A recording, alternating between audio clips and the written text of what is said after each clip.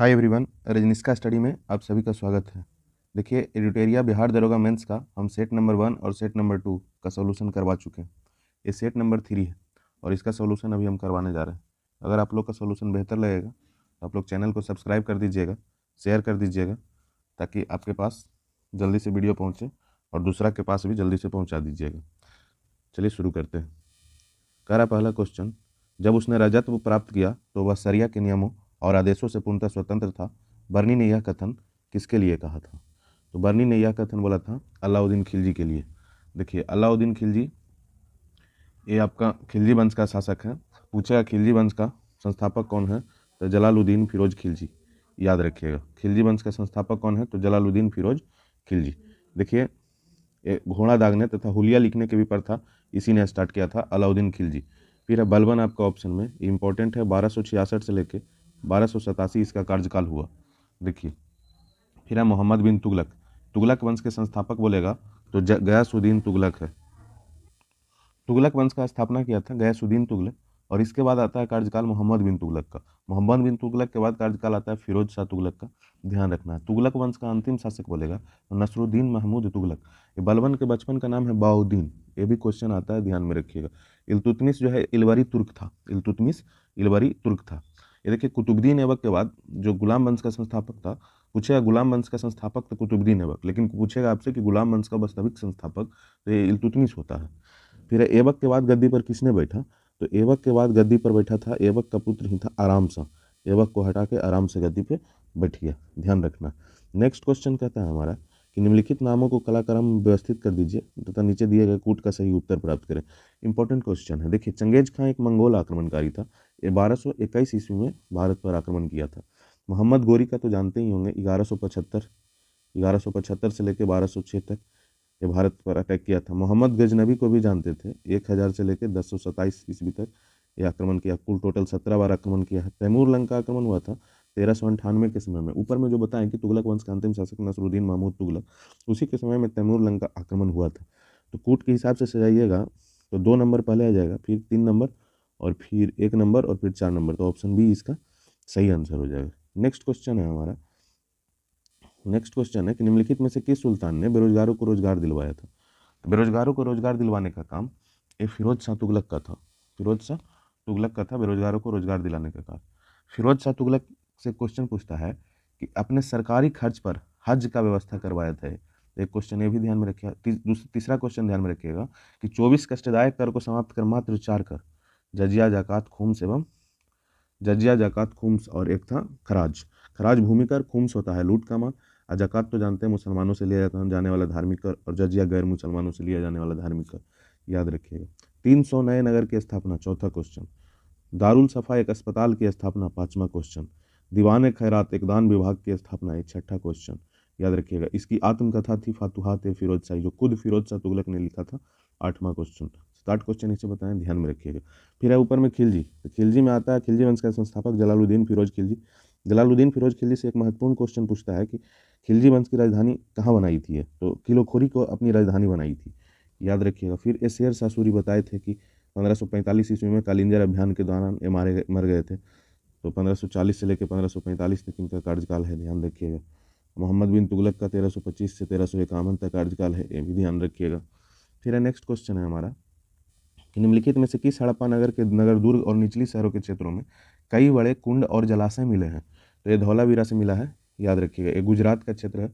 बनावली हरियाणा का क्षेत्र है। राखीगढ़ी बोलेगा तो ये भी हरियाणा का क्षेत्र है। सबसे बड़ा सिंधु सभ्यता का मोहनजोदड़ो आपका सिंध प्रांत, लड़काना जिला। ध्यान रखिएगा। फिर नेक्स्ट क्वेश्चन हमारा कि दिल्ली सल्तनत में दीवान अर्ज विभाग की स्थापना किसने की थी? तो दीवान अर्ज विभाग जो है एक प्रकार का सैन्य विभाग है। इसकी स्थापना किया था बलबन ने। इसकी स्थापना किया था बलबन ने। दीवान एक कोही बोलेगा, दीवान एक कोही। एक कृषि विभाग था। दीवान एक कोही, कोही कोही कोही से कृषि विभाग था, और इसका जो किया था MVT मोहम्मद बिन तुगलक। फिर है कुमारिल भट्ट। कुमारिल भट्ट और प्रभाकर निम्नलिखित में से किस दर्शन के संप्रदाय हैं? तो कुमारिल भट्ट और प्रभाकर पूर्व मीमांसा, इसके संस्थापक हैं जैमिनी, इसी दर्शन के संप्रदाय से रिलेटेड है, याद रखिएगा। उत्तर मीमांसा का बोलेगा तो बादरायण हो जाएगा। उत्तर मीमांसा का बादरायण, तो इसको भी ध्यान में रखना है कि उत्तर मीमांसा का बादरायण।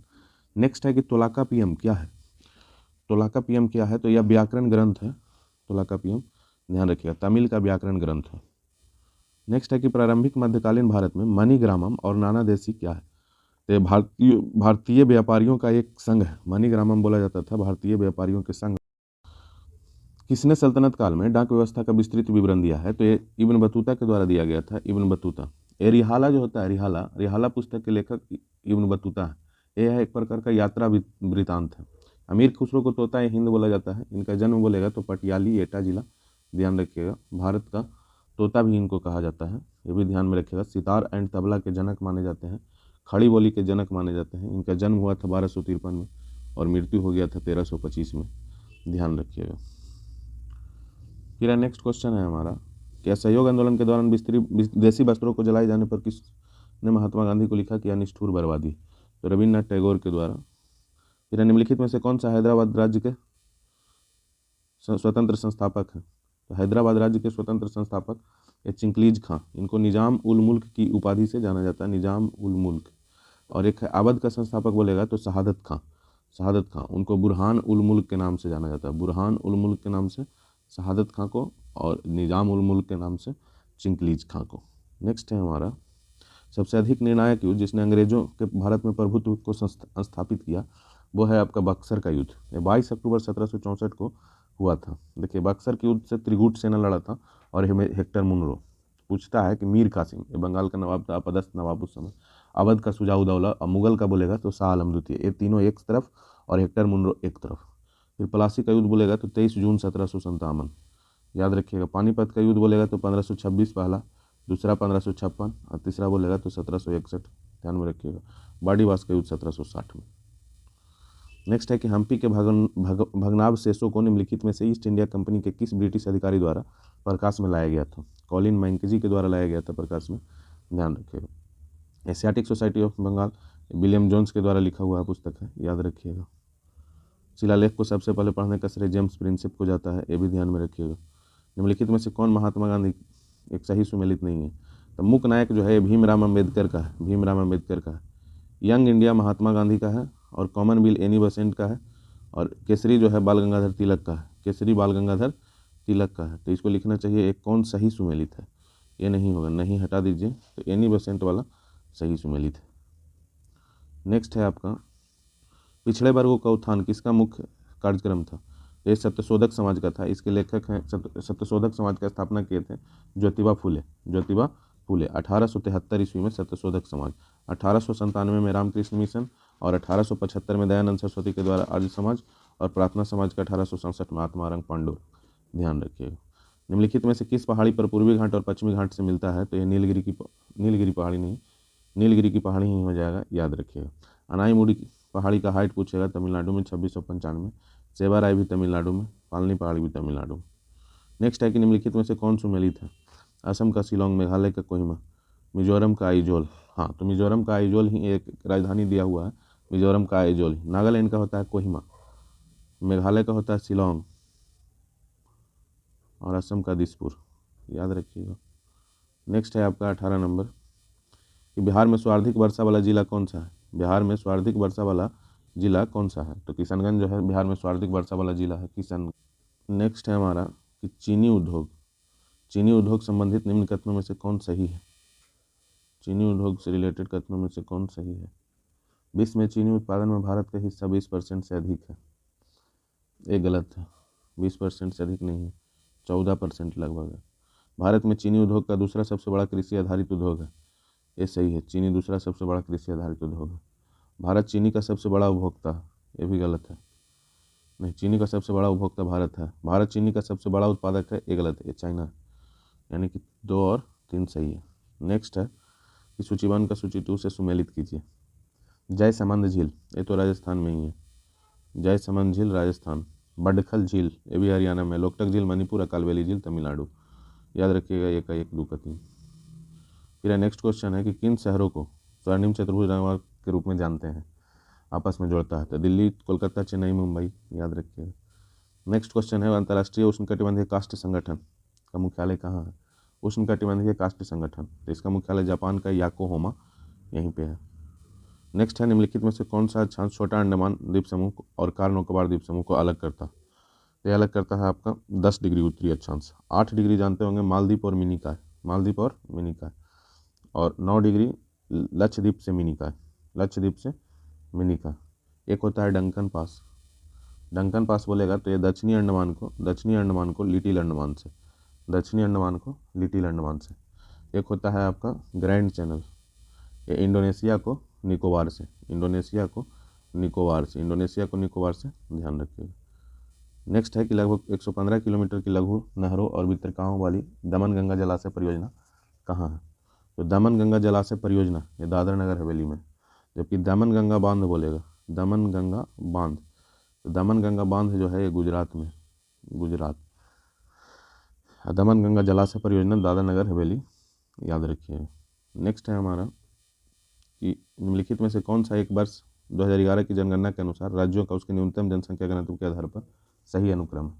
देखिए, तो सबसे ज़्यादा जो जनघनत्व है, जनघनत्व का बोलेगा तो अरुणाचल प्रदेश का है 17, अरुणाचल प्रदेश का है 17, मिजोरम का है आपका 52, मिजोरम का है आपका 52, मिजोरम का है 52। तो इसका ऑप्शन देखिएगा तो अरुणाचल प्रदेश के बाद मिजोरम आना चाहिए, तो अरुणाचल प्रदेश के बाद मिजोरम 25 के बी में, याद रखिएगा। नेक्स्ट क्वेश्चन का देखिए, जनसंख्या घनत्व से बोलेगा तो बिहार का जनसंख्या घनत्व 1106 है बिहार का, और इससे नीचे जो है स्टेट में जनसंख्या घनत्व 1028 पश्चिम बंगाल का। दिल्ली का बोलेगा, दिल्ली का, यूटी में सबसे ज़्यादा जनसंख्या घनत्व दिल्ली का 11,320। फिर है आपका अरुणाचल प्रदेश तो बता ही दिए, सिक्किम का हो जाएगा 52, अरुणाचल प्रदेश का 17 और मिजोरम का हो जाएगा 52, और सिक्किम का देख लीजिए, मतलब मिजोरम के बाद ही होगा। ठीक है, नेक्स्ट क्वेश्चन है हमारा कि सूची 1 को सूची 2 से सुमेलित कीजिए। तो कॉफ़ी बोर्ड जो हमारा है बेंगलुरु में, कॉफ़ी बोर्ड बेंगलुरु, ये तो हो जाएगा 1 का 1। रबर बोर्ड हो जाएगा कोट्टायम, रबर बोर्ड हो जाएगा कोट्टायम। चाय बोर्ड बोलेगा तो ये है कोलकाता में, चाय बोर्ड कोलकाता। और तंबाकू बोर्ड बोलेगा तो गुंटूर। तो 1 3 4 2 जिस ऑप्शन में है वहीं सही है, 1 3 4 2, तो ऑप्शन बी इसका सही आंसर हो जाएगा। नेक्स्ट है कि प्रवाल भित्तियों की वृद्धि के विषय में निम्नलिखित कथनों में कौन एक सही नहीं है, मतलब गलत है? तो देखिए, प्रवाल भित्ति जो होता है अलवणीय जल में प्रचुरता सूख सकता है, नहीं, लवणीय जल में। प्रवाल भित्ति के लिए लवणीय जल का होना जरूरी है, आ नहीं होगा, लवणीय जल में प्रचुरता सूख सकता है। इसे 23 से 25 डिग्री के बीच के उष्ण जल की आवश्यकता होती है, तो ये सही है। छिछले लवणीय जल की आवश्यकता होती है, ये भी सही है।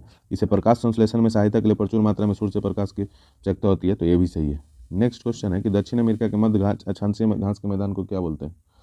तो ये बोलते हैं दक्षिण अमेरिका, पंपास हो जाएगा। अर्जेंटीना का घास का मैदान है स्टेपीज, यूरोप का हो जाएगा। प्रेरी उत्तरी अमेरिका का। बेल्ट दक्षिण अफ्रीका। इसी तरह से बहुत सारा होता है, जैसे डॉन्स ऑस्ट्रेलिया का है, पुस्ताज बोलेगा पुस्ताज, ये हंगरी का है। फिर कैंटरबरी बोलेगा कैंटरबरी, ये न्यूजीलैंड का है। फिर बोलेगा कंपोज, आपसे कंपोज, ये ब्राज़ील का है। फिर बोलेगा सवाना, ये अफ्रीका का है। फिर बोलेगा लानोज, ये वेनेजुएला का है, याद रखिएगा, लानोज वेनेजुएला का है। नेक्स्ट क्वेश्चन है कि बिहार में प्रथम कांग्रेसी सरकार का गठन कब किया गया था? तो बिहार में प्रथम कांग्रेसी सरकार का गठन 1937, 20 जुलाई 1937 को किया गया था। बिहार की यात्रा करने वाला प्रथम ब्रिटिश यात्री तो राल्फ फिंच अकबर के समय में आया था। शाहजहाँ के समय में पीटर मुंडी और टॉमस रो जहांगीर के समय में। हॉकिंस भी आया था जहांगीर के समय में, हॉकिंस आया था, टॉमस रो आया था 1615 में, हॉकिंस आया था 1608 में, दोनों जहांगीर के टाइम में। नेक्स्ट, पटना से प्रकाशित होने वाला प्रथम अंग्रेजी अखबार कौन था? द बिहार हेराल्ड पटना से प्रकाशित होने वाला अंग्रेजी अखबार था। 1875 ईस्वी में गुरु प्रसाद सेन के द्वारा इसको प्रकाशित किया गया था। गुरु प्रसाद सेन, इसका याद रखिए, गुरु प्रसाद सेन, और 1875 ईस्वी। नेक्स्ट क्वेश्चन है हमारा कि भारतीय संविधान में शामिल प्रावधान एवं स्रोत का कौन सा युग्म सही है? संविधान संशोधन जो है दक्षिण अफ्रीका से लिया गया, तो ये सही है, संविधान संशोधन दक्षिण अफ्रीका से ही लिया गया है। नेक्स्ट है कि राष्ट्रपति का आपातकालीन शक्ति जर्मनी के वाइमर संविधान से, तो ये भी सही है, यानी कि 1 और 2 दोनों सही है। फिर एक क्वेश्चन आता है कि समता, स्वतंत्रता और बंधुत्व, समता, स्वतंत्रता और बंधुत्व, ये कहाँ से लिया गया है? ये लिया गया है फ्रांस के संविधान से, फ्रांस के संविधान से। संघीय व्यवस्था बोलेगा तो ये कनाडा के संविधान से, कनाडा के संविधान से, ये ध्यान रखिएगा। नेक्स्ट क्वेश्चन है हमारा कि केंद्रीय सतर्कता आयोग निम्न में से किसके द्वारा स्थापित किया गया था? केंद्रीय सतर्कता आयोग, तो देखिए भारत सरकार के द्वारा स्थापित किया गया है। संथानम समिति का रिपोर्ट आया था 1964-65 में। इसी समय में केंद्रीय सतर्कता आयोग का स्थापना किया गया था, केंद्रीय सतर्कता आयोग। फिर नेक्स्ट क्वेश्चन है हमारा, संविधान के बुनियादी ढांचों में भ्रष्टाचार के लिए आया था सतर्कता आयोग। भ्रष्टाचार की कमी को खत्म करने के लिए सतर्कता आयोग को लाया गया था। संविधान के बुनियादी ढांचों में संशोधन करने का अधिकार संसद को नहीं है। सर्वोच्च न्यायालय ने यह किस बाद में फैसला लिया था? तो केशवानंद बनाम भारती बनाम केरल राज्य में यह फैसला लिया था। ये 13 जजों की पीठ थी, 13 न्यायाधीश थी इसमें। 1973 में यह घटना हुआ था, याद रखिएगा। और इससे संबंधित एक अमेंडमेंट एक्ट है, तो उसका नाम है 24वां कॉन्स्टिट्यूशन अमेंडमेंट एक्ट, ये भी ध्यान में रखिएगा। नेक्स्ट क्वेश्चन बोलता है कि भारत सरकार का संवैधानिक अध्यक्ष कौन होता है? भारत सरकार का संवैधानिक अध्यक्ष जो होते हैं ये राष्ट्रपति होते हैं, आर्टिकल 53A के तहत, 53 का ए के तहत। 52 आर्टिकल बोलता है कि भारत का एक राष्ट्रपति होगा, याद रखिएगा। नेक्स्ट क्वेश्चन है हमारा, पंचायती राज संस्थाओं में महिलाओं के लिए आरक्षित स्थानों के संदर्भ में कौन सा कथन सही है? पहला कथन है कि इसका प्रावधान संविधान के अनुच्छेद 243 का डी का थ्री में है, ये सही है आपका। आरक्षण का प्रावधान 243 का डी में ही है और डी का सब क्लॉज 3 में है। वह आरक्षण अनुच्छेद 334 में भी निर्दिष्ट अवधि की समाप्ति पर प्रभावी नहीं रहेगा, ये गलत है, प्रभावी रहेगा। तो केवल 1 इसका सही आंसर हो जाएगा। नेक्स्ट क्वेश्चन है कि बिहार में लोकसभा एवं राज्यसभा की सीटों की संख्या कितनी है? तो बिहार में लोकसभा एवं राज्यसभा की सीटों की संख्या, लोकसभा का बोलेगा तो 40 और राज्यसभा का बोलेगा तो 16 है। इसी तरह से यूपी में देखिएगा तो लोकसभा का 80 सीट और राज्यसभा का बोलेगा तो 31 सीट, ध्यान में रखिएगा। बिहार का विधानसभा और विधान परिषद का सीट पूछेगा तो विधानसभा का सीट 243 और विधान परिषद का सीट बोलेगा तो 75 है। बिहार में लोक शिकायत और भ्रष्टाचार शिकायतों पर कार्रवाई करता है कौन? तो ये लोकायुक्त के द्वारा कार्रवाई होता है, लोकायुक्त इसका सही आंसर हो जाएगा। फिर 42वें संविधान संशोधन के द्वारा संविधान के किस अनुच्छेद में मौलिक कर्तव्य को जोड़ा गया? तो 51 का क में मौलिक कर्तव्य को जोड़ा गया है, भाग याद रखिएगा तो 4 का क। नेक्स्ट क्वेश्चन है हमारा, अनुच्छेद 51 है अंतर्राष्ट्रीय शांति को बढ़ावा देता, ठीक है। कार्यपालिका से न्यायपालिका का पृथक्करण अनुच्छेद 50 है। प्राण एवं दैहिक स्वतंत्रता ये अनुच्छेद 21 है, याद रखिएगा। नेक्स्ट क्वेश्चन है हमारा 39 के बाद 40 कि बच्चों के लिए निःशुल्क और अनिवार्य शिक्षा का अधिकार, ये 2010 से लागू हुआ। भारत में संघीय व्यवस्था किस देश से अपनाया गया है? तो कनाडा के संविधान से अपनाया गया संघीय व्यवस्था। ब्रिटेन से संसदीय सरकार, संसदीय बोलेगा तो ब्रिटेन से, जबकि संघीय बोलेगा तो कनाडा से, ध्यान रखना। फिर है नेक्स्ट क्वेश्चन है, बहुत इंपॉर्टेंट प्रश्न है कि निम्नलिखित में से कौन अनुचुंबकीय पदार्थ है? अनुचुंबकीय पदार्थ है, अनुचुंबकीय एक होता है डायामैग्नेटिक, एक होता है पारामैग्नेटिक, एक होता है फेरोमैग्नेटिक। फेरोमैग्नेटिक का मतलब लौह चुंबकीय और डायामैग्नेटिक का मतलब प्रतिचुंबकीय और पारामैग्नेटिक का मतलब अनुचुंबकीय, ठीक है। तो फेरस कोबाल्ट निकल ये हो गया लौह चुंबकीय, फेरस कोबाल्ट निकल। और फिर बोलेगा पारामैग्नेटिक तो ऑक्सीजन हो गया अनुचुंबकीय, जो ऑक्सीजन एल्युमिनियम ये सब हो जाता है पारामैग्नेटिक। ऑक्सीजन और एल्युमिनियम ऑक्सीजन या जिसमें मान लगा हो लगभग पारामैग्नेटिक होता है। एक होता है डायामैग्नेटिक, तो डायामैग्नेटिक में सोना चांदी तांबा प्लेटिनम, सोना चांदी, डायामैग्नेटिक में सोना चांदी प्लेटिनम ये सब आएगा। फिर नेक्स्ट क्वेश्चन है कि एंथ्रेक्स रोग किसके कारण होता है? तो एंथ्रेक्स रोग जो होता है ये जीवाणुओं के कारण होता है, एंथ्रेक्स रोग जीवाणुओं के कारण। नेक्स्ट है कि प्रकाश का तरंग सिद्धांत किसने दिया था? तो हाइजेंस ने दिया था तरंग सिद्धांत। नेक्स्ट क्वेश्चन है कि कार्ल लिनियस को किस रूप में जाना जाता है? फादर ऑफ टैक्सोनॉमी के रूप में जाना जाता है। CO2 निम्न में से किस प्रकार के प्रसंस्करण में पाया जाता है? तो ये हाइब्रिडाइजेशन बोलेगा CO2 का तो SP हो जाएगा। SP ऑक्सीजन का 6 होता है, कार्बन का 4 होता है, SP हो जाएगा, याद रखिएगा। स्थिर अनुपात का नियम किसने दिया था? तो स्थिर अनुपात का नियम दिया था जोसेफ प्रॉस्ट ने। वैश्विक तापमान के लिए उत्तरदायी गैसें कौन सी है? तो वैश्विक तापमान के लिए उत्तरदायी गैसें जो है कार्बन डाइऑक्साइड और मीथेन। कार्बन डाइऑक्साइड का CO2 होता है और मीथेन का CH4 होता है। फिर भारी जल का नामकरण का आधार क्या है? तो भारी जल जो होता है प्रोटियम के स्थान पर इसमें प्रोटियम के समस्थानिक के स्थान पर ड्यूटेरियम का उपयोग किया जाता है, जो हाइड्रोजन का अपेक्षाकृत सबसे भारी समस्थानिक है। नेक्स्ट है हमारा 50 नंबर, वृद्धिरोधक हार्मोन इनमें से कौन सा? तो वृद्धिरोधक एब्सिसिक एसिड को बोलते हैं, वृद्धिरोधक एब्सिसिक एसिड को बोलते हैं, ये भी ध्यान में रखिए। दाब बढ़ने पर ध्वनि की चाल पर क्या प्रभाव पड़ता है? दाब से ध्वनि का कोई भी इफेक्ट नहीं होता, यानी कि ध्वनि की चाल पर कोई परिवर्तन नहीं होता। लेकिन अगर टेम्परेचर को हम लोग बढ़ाएंगे तो टेम्परेचर बढ़ेगा अगर 1 डिग्री सी, तो तापमान ये हमारा ध्वनि का चाल बढ़ जाएगा आपका 0.61 मीटर प्रति सेकेंड, इतना तापमान बढ़ जाएगा। सेंटीमीटर में इसी को लिखेंगे तो 61 सेंटीमीटर प्रति सेकेंड, ये सेंटीमीटर में 1 डिग्री सी बढ़ाने पर। इसी तरह से आर्द्रता पर भी प्रभाव पड़ता है। ह्यूमिडिटी आर्द्रता पर भी प्रभाव पड़ता है। अगर नमी युक्त वायु में ध्वनि की चाल शुष्क वायु से अधिक होती है, तो याद रखना है कि नमी युक्त वायु में ध्वनि की चाल अधिक होती है शुष्क वायु से। ये भी क्वेश्चन अच्छा है। नेक्स्ट क्वेश्चन है हमारा कि टोकोफेरोल ये किस विटामिन का रासायनिक नाम है? तो टोकोफेरोल विटामिन ई का रासायनिक नाम है। विटामिन B12 का साइनोक्वालामीन, विटामिन B12 का। विटामिन के का फिलोक्वानिन, विटामिन के का। विटामिन डी का कैल्सीफेरोल हो जाएगा, कैल्सीफेरोल, विटामिन डी का कैल्सीफेरोल। बी का होता है थायमीन, B1 का थायमीन। B2 का बोलेगा तो राइबोफ्लोविन। B3 का नियासिन। B5 का पेंटाथेनिक एसिड। उसी तरह से B6 का बोलेगा तो पायरोडॉक्सिन, याद रखिएगा। B7 का बोलेगा तो बायोटीन, B7 का बायोटीन। B9 का बोलेगा तो फॉलिक एसिड। अब B12 है साइनोक्वालामीन, तो सब याद रखिएगा।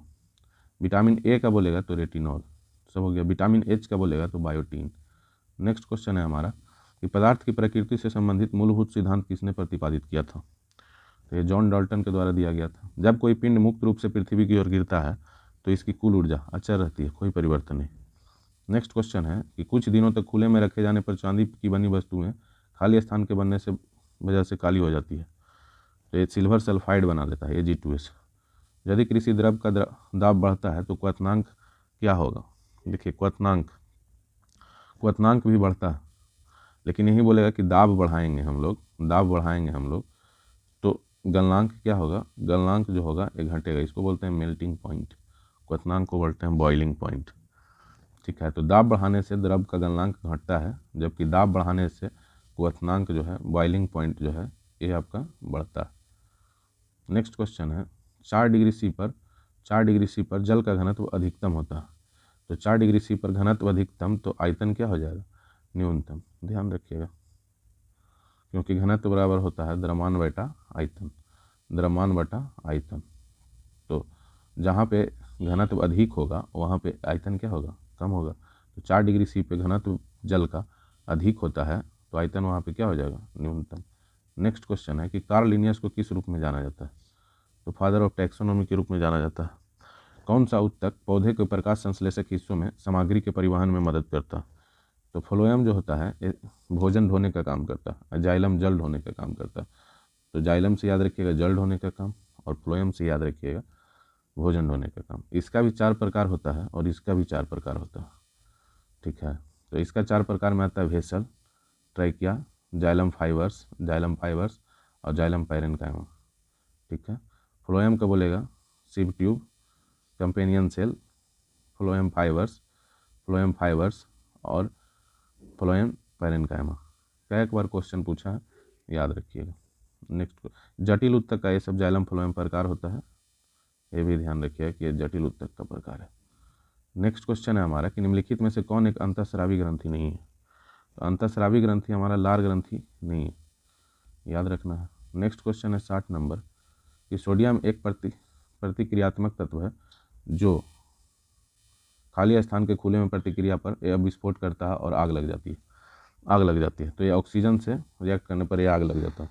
सोडियम का संकेत Na हो जाएगा, परमाणु क्रमांक 11 हो जाएगा, याद रखिएगा। परमाणु भार 23 होता है। नेक्स्ट है हमारे कि निम्नलिखित में से कौन सा क्षेत्र उष्णकटिबंधीय सदाबहार वन से ढका हुआ है? तो ये हो जाएगा आपका पश्चिमी घाट उष्णकटिबंधीय सदाबहार वन से ढका हुआ है। नेक्स्ट है कि अंतर्राष्ट्रीय सस्य वानिकी संस्थान, ये तो नैरोबी केन्या में है नैरोबी, यहाँ मुख्यालय है, तो ये सही है। केंद्रीय सस्य वानिकी अनुसंधान संस्थान बांदा नहीं होगा। टाटा ऊर्जा संस्थान नई दिल्ली है। भारतीय वन प्रबंधन संस्थान भोपाल में है।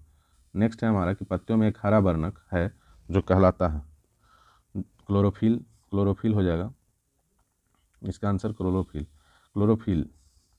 नेक्स्ट है कि अम्ल वर्षा किनके द्वारा होने वाले प्रदूषण के कारण होती है? तो अम्ल वर्षा जो होता है, अम्ल वर्षा SO2 और NO2 इसके कारण होता है। तो ये ऑप्शन 4 में दिया हुआ है, SO2 और NO2। नेक्स्ट क्वेश्चन है हमारा कि निम्नलिखित में से कौन सा एक सुमेलित नहीं है। वन्य जीव अभ्यारण्य दिया हुआ है, राज्य दिया हुआ है।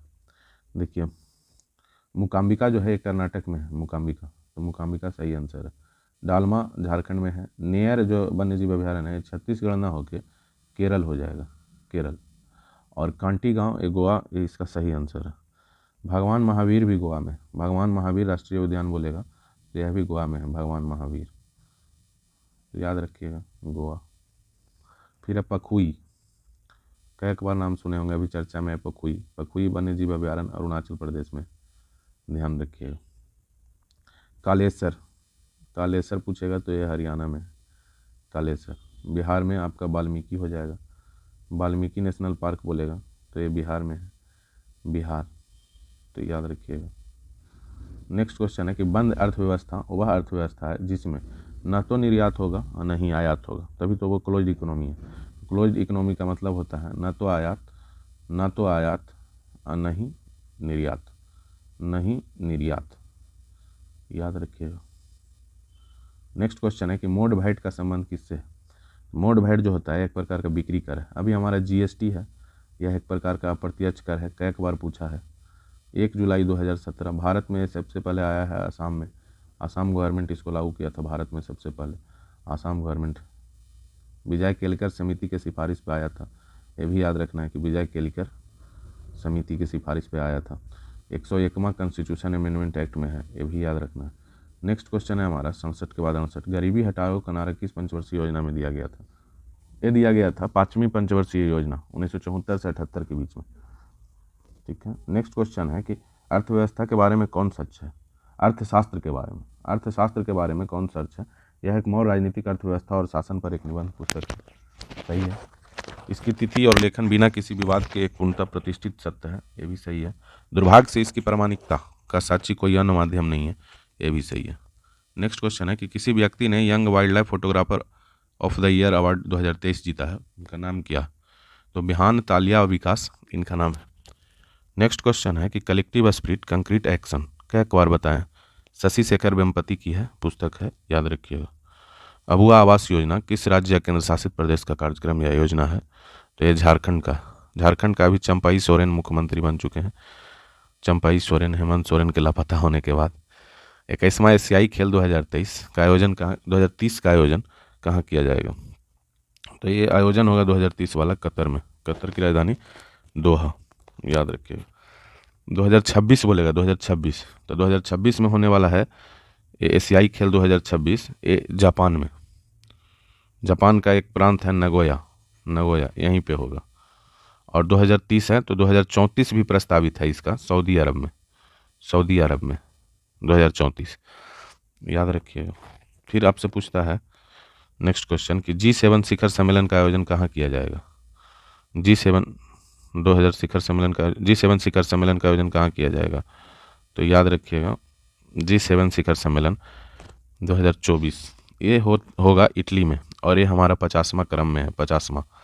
G7 2023 में हुआ था जापान, याद रखिएगा। और G20 बोलेगा 2024 में कहाँ होने वाला है, G20 तो ये ब्राज़ील में होने वाला है, इसको भी ध्यान में रखिएगा। एक होता है SCO 2024 में, इसका बैठक कजाकिस्तान में। और एक है नैम, तो नैम का 19वां सम्मेलन बोलेगा, 19वां सम्मेलन ये है आपका युगांडा, इसको भी ध्यान में रखना है। एक है ब्रिक्स, तो ब्रिक्स का 16वां बोलेगा, ब्रिक्स का 16वां ये होगा रसिया में, इसको भी ध्यान में रखिएगा। नेक्स्ट क्वेश्चन है हमारा कि वैश्विक शांति सूचकांक किसके द्वारा जारी किया जाता है। तो वैश्विक शांति सूचकांक जो जारी किया जाता है, ये वैश्विक शांति सूचकांक इकोनॉमिक एंड पीस के द्वारा ये जारी किया जाता है। तो इसमें ऑप्शन में ही नहीं है, तो ये हो जाएगा। ट्रांसपेरेंसी इंटरनेशनल से भ्रष्टाचार, विश्व आर्थिक मंच जेंडर गैप को जारी करता है। जेंडर गैप में भारत का स्थान बोलेगा, लैंगिक असमानता सूचकांक इसको बोला जाता है, तो भारत का स्थान 127 है वर्तमान समय में। ट्रांसपेरेंसी इंटरनेशनल में भ्रष्टाचार से भारत का रैंक 93 है वर्तमान समय में। सबसे कम भ्रष्ट देश बोलेगा तो डेनमार्क, सबसे ज़्यादा भ्रष्ट देश बोलेगा तो सोमालिया सबसे ज़्यादा भ्रष्ट देश और सबसे कम भ्रष्ट देश डेनमार्क। याद रखिएगा। हाल ही में मुख्य सूचना आयुक्त के रूप में किसे नियुक्त किया गया है? तो हीरा लाल समारिया को नियुक्त किया गया है, सही हो जाएगा। नेक्स्ट है हमारा कि भारतीय मूल की किस लेखिका को ब्रिटिश अकादमी पुस्तक पुरस्कार प्रदान किया गया? तो नंदिनी दास, ये उड़ीसा के हैं, याद रखिएगा। हाल ही में कॉलिंस डिक्शनरी का बर्ड ऑफ द ईयर किसे चुना गया है? 2-3 क्वेश्चन इससे बनता है। एक होता है कैम्ब्रिज डिक्शनरी, कैम्ब्रिज, तो कैम्ब्रिज के अनुसार बर्ड ऑफ द ईयर जो है वो है हेलुसिनेट, हेलुसिनेट, हेलुसिनेट। एक होता है ऑक्सफोर्ड, तो ऑक्सफोर्ड डिक्शनरी के अनुसार बर्ड ऑफ द ईयर जो है रीज है, रीज, रीज। फिर है ये पूछा है कॉलिंस डिक्शनरी के अनुसार, तो कॉलिंस डिक्शनरी के अनुसार आर्टिफिशियल इंटेलिजेंस। एक होता है Merriam Webster, Merriam Webster, Merriam Webster, इसके अनुसार बोलेगा तो ऑथेंटिक, ऑथेंटिक, ऑथेंटिक, ध्यान रखिएगा। नेक्स्ट क्वेश्चन है कि निम्नलिखित में से कौन सा सुमेलित नहीं है? तो ऑपरेशन अजय इजराइल से सही है, ऑपरेशन सजग बोलेगा तो यही गलत है, ये सूडान से नहीं है, सूडान से है ऑपरेशन कावेरी, कावेरी नहीं, ऑपरेशन करुणा मैन, हाँ कावेरी सूडान से, याद रखिएगा, करुणा है म्यांमार से, ठीक है, ये गलत है। ऑपरेशन गरुड़ ये CBI का था, ये भी सही है, याद रखिएगा। फिर बताए थे ऑपरेशन अजय भारत और इजराइल। एक है ऑपरेशन आयरन स्वाड, ऑपरेशन आयरन स्वाड, तो ऑपरेशन आयरन स्वाड बोलेगा तो यह है इजराइल आक्रमण किया था हमास पे, और ऑपरेशन है एक अल-अक्सा, अल-अक्सा, अल-अक्सा, ये हमास ने अटैक किया था इजराइल पे, हमास ने अटैक किया था इजराइल पे, याद रखिएगा। फिर नेक्स्ट क्वेश्चन है कि भारत सरकार ने कब तक सेमीकंडक्टर रिसर्च सेंटर की स्थापना करने का लक्ष्य रखा है? तो ये 2024 तक। देखिए वीडियो अच्छा लगा हो तो आप लोग चैनल को सब्सक्राइब कर दीजिएगा, देखते तो वीडियो बहुत सारे लोग हैं लेकिन सब्सक्राइब नहीं करते हैं, कर दीजिएगा, और शेयर भी कर दीजिएगा ताकि बहुत सारे लोग हमसे जुड़ पाएँ। और थैंक यू वेरी मच बाकी वीडियो देखने के लिए आप सभी को, ऐसे ही देखते रहिएगा, बहुत जल्द हम अगला सेट लेके आएंगे। थैंक्स।